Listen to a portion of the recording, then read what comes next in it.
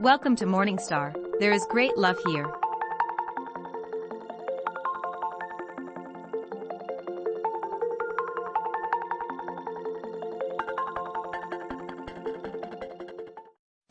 We've been explaining for a while, and we know you've been hearing, that all this sifting and sorting of life has caused you to create a vortexual version, a vibrational version. And most of our physical friends, even those who have been listening to us for quite a long time, they really don't accept the realness of this vibrational reality until it manifests. And so we talk to try to help you to sense the vibrational version, to feel the vibrational version. In other words, if we could get you to feel secure even before it manifests, it would manifest faster. Most want it to manifest before they feel secure, but that's going about it backwards. So if we can get you to feel secure, if we can get you to feel in love before the person shows up, the person will show up. But humans think they need a person to be in love with. And we want you to know you can be in love with an idea. You can be in love with the idea of a relationship. You can be in love with the memory of a relationship. You can be in love with that aspect of that relationship and that aspect of that relationship and that aspect of that relationship, which means holding it active in your vibration. And it has to then be realized by you. So this realization recently, the way we are describing it to you, maybe to help you understand it, but since you sometimes don't accept the vortexual version, then the grid version isn't easy to follow either, but we're going to give it to you anyway.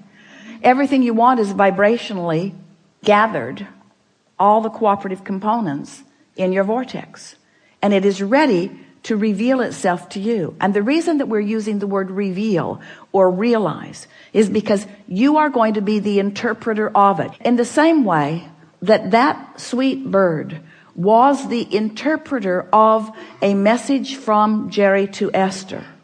There are interpreters all around that are ready to interpret the message to you.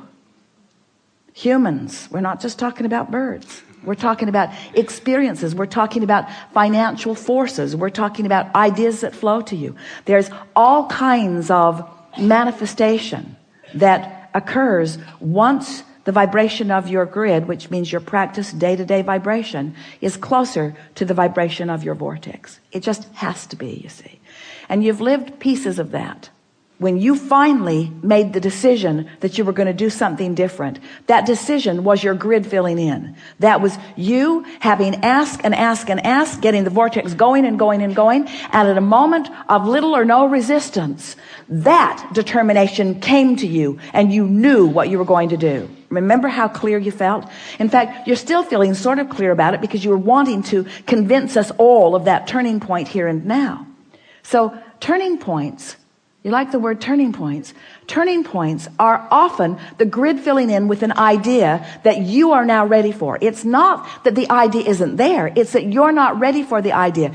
It isn't that you're not ready for the idea because you don't want it, because you do. It's because you're not ready for the idea because you're not a vibrational match to the desire. You're a vibrational match to the absence of the desire. Feel the difference? So you ready yourself for what's in your vortex by feeling better. And you feel better by leaving out the things that don't feel good and focusing on the things that do feel good. So it is this simple. Take the handful of things that feel good and just run them into the ground. Have you ever had a good joke that you just want to tell to everybody? Pretty soon you're repeating it again to the same people, and they're saying, dude, I heard that. I laughed the first 5 times. It's over for me. But you know how fun it is to get hold of something that feels good, that you can delight yourself and others with. Well, this is the same sort of thing. Get a handful of those things that are delightful to you and just play the loop again and again and again and again and again. Let it be your basis of traction. Let something that delights you be the loop that you play that keeps your grid in this high vibration so that what's in your vortex can show up now and now and now and now and now. And do you know what happiness is? Happiness is being in that place where you're the receiver of the right idea at the right time. Happiness is being in that place where something occurs to you at the most opportune moment. Happiness is being at the top of the stairs. You're getting ready to walk down. You don't know it, but your heel is caught in the hem of your pant leg. And you are about to take a header down the stairs. But the broader part of you knows that and gives you the inspiration to take hold of the railing. So when you go to move your foot and can't, you're stable. That's happiness. That's happiness. That's alignment. Happiness is moving in traffic and having an impulse to take this exit for no good reason other than you feel like it, or even taking it even though you didn't really mean to, because you turned your driving over to your higher power for a moment and you missed the traffic jam, or you missed the traffic congestion as a result of an accident. All kinds of things like this are happening to you all day, every day. But when you start deliberately being happy, deliberately beating the drum of things that feel good, deliberately discerning, deliberately molding yourself into better and better feeling places, when you do that deliberately and those things happen, now you have conscious awareness of it. If Esther had not had that conscious conversation with Jerry in the car right before she went to her room, the bird on the porch would have just been a bird on the porch. But it wasn't just a bird on the porch. She would have missed that if she had not been vibrationally up to speed. You see what we're getting at? So much of your world wants to chalk those kinds of rendezvous, coincidences, which is incidences that cooperatively combine. They want to call them coincidences in the attitude of luck or fate or chance. They don't understand that it's cooperative components coming together. In other words, people who are looking at things like that are wanting to call them happenstance, and we want to call them creation. And so when you get clear-minded like you are, and you understand how far you've come, and you have, and you realize how powerful your desire is, and it is, and then you deliberately focus upon the strongest desire that you have, which you spoke when you first sat down here, to be happy, to be happy, to be happy, to be happy. To be happy, meaning to be in alignment, meaning to be in control of my own thoughts, meaning to be in control of my own vibration, meaning to be in vibrational concert with the source within me, meaning to be in vibrational concert with everything that I put into my vortex, meaning right here, right now, being in alignment so that I will be the interpreter, the manifester, the realizer of the best that could happen in this moment. That's happiness. This moment, and this moment, and this moment, and this moment. It's not saving up for a vacation. It's not putting up with all this stuff. It's not going to work all week long doing stuff I don't want to do so that I can get some money so that I can finally go do something that I do want to do. Because when you get there to do what you do want to do, you're not happy because you haven't been practicing happy at work. You're not going to be happy on that vacation if you're not happy at work while you're earning the money to go on vacation. Are you? Don't you get on vacation and don't you just complain, it's too short? It's too short. I don't get to do this often enough. My flight was delayed. The weather wasn't good. In other words, you can't get there from there. You get to happy from happy. Well, Abraham, that helps a lot. So you're telling me that if I get happy, I'll be happy. Let me write that down. And if I get rich, then I'll be rich. I'll write that down too. We're saying you got to find a little piece of it. You got to fan the flame of it. And you got to not keep spitting the fire out with things that don't matter. And after a while, you'll get that momentum going. And you'll feel happiness, not just sometime, but you'll be radiating it. And then when someone says to you, what are you doing? The reason that they're asking is because you've got what they want. Every single person that wants every single thing that they want, whether it's a material object or a pile of money or a circumstance, an event, a relationship, everything that everyone wants is because they believe that there is happiness in there. There's happiness right here, right now, if you're in the right vibration. You know it. Haven't you ever gotten into that zone, that frequency, where everywhere you turned, something good happened? Esther says that's what it's like hanging around with Barbara. She loves traveling with Barbara because it's happy everywhere. They walk up to a very controlling, very official, official at the airport. And she's barking at everyone.